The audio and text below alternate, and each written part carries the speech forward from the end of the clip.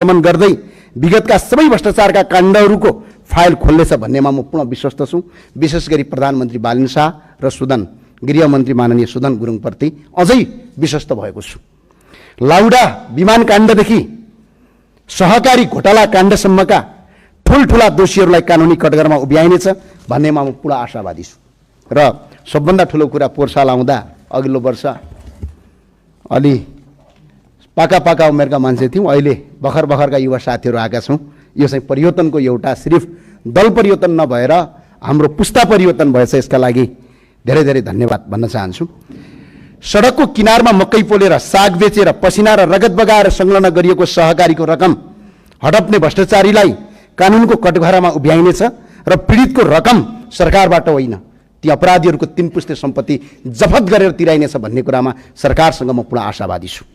र निर्मला पन्तदेखि इनिसा विकासम्मका निर्दोष दिदीबहिनीहरूको चित्कारले न्याय पाउनेछ भन्नेमा म पुनः आशावादी छु र चाँडै न्याय पाइएको पनि सुन्न पाइयोस्, यही मङ्गलमय शुभकामना व्यक्त गर्न चाहन्छु।